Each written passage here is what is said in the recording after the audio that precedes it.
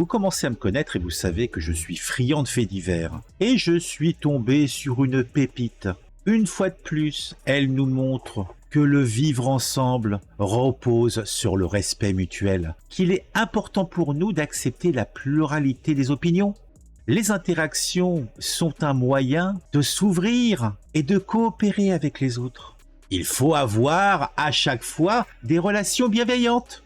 Il faut surtout que nous arrêtions d'être dans le refus systématique de l'autre. Après, on va s'ignorer et souvent se nuire. Donc ce petit fait divers m'amène à dire qu'il faut s'ouvrir aux autres encore plus, puisque là, on a manifestement un adolescent qui veut communiquer avec les autres et leur faire partager ses passions. Qu'y a-t-il de mal là-dedans ?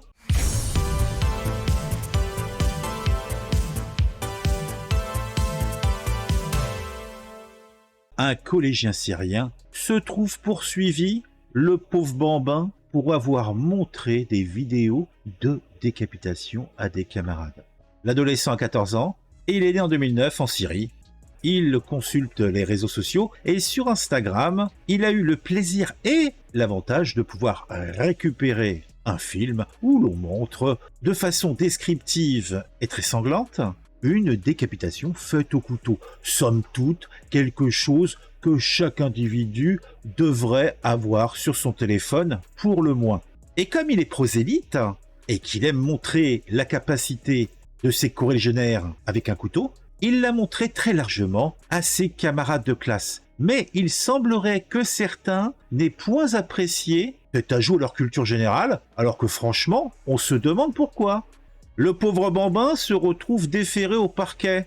Alors quels sont les infâmes qui ont été voir la maréchaussée? C'est encore une famille qui s'intéresse à son enfant, puisque cette famille avait un fils et était dans le même établissement que le jeune suspect. Et puis la maman, qui s'intéresse à son gamin, trouvait que son fils semblait perturbé. Les parents inquiets commencent à travailler l'enfant au corps. Élément aggravant, l'enfant est autiste. Mais c'est clair qu'il était important de savoir qu'est-ce qui lui arrivait. Quel événement dans sa vie avait fait que d'un coup, il change ainsi de comportement. Après moult discussions, le collégien a fini par se confier à sa mère. Il lui a dit que un de ses camarades de classe l'aurait forcé à visionner des images de décapitation. Et, petit élément supplémentaire, comme qui dirait la cerise sur le gâteau, il l'a menacé de reproduire cette scène d'horreur sur sa famille. C'est vrai que ça met en joie. Je comprends que l'enfant ait été légèrement perturbé. Les parents de ce collégien de 15 ans ont alors déposé plainte, ce qui a conduit à l'arrestation du jeune suspect. Quelle infamie! Celui-ci a cependant reconnu avoir diffusé ces vidéos, mais il nie toute menace contre la victime présumée et sa famille. J'aime beaucoup ce terme, victime présumée. Le déferment a été demandé par le parquet en raison, entre guillemets, de la froideur de ce jeune homme devant une vidéo particulièrement choquante. Il se trouve que ce jeune Syrien, dont la famille est déjà suivie par la protection judiciaire de la jeunesse, est poursuivi pour diffusion de l'enregistrement d'images relatives à la commission d'une atteinte volontaire à l'intégrité de la personne. C'est bien dit, quand même, Un délit qui pourrait lui valoir jusqu'à 5 ans d'emprisonnement si il n'était pas mineur. Le fait qu'il soit mineur, c'est comme qui dirait un passe-droit pour tout. Le parquet l'a convoqué et va lui taper sur les doigts. Vilain petit chanapan qui menace les gens de leur couper le sifflet. Alors, la petite poire sur la soif, c'est quand même que si le juge des enfants le déclare coupable, cela sera suivi d'une audience de sanction selon le code de justice pénale des mineurs. Donc autant dire que ça va pas les pisser bien loin.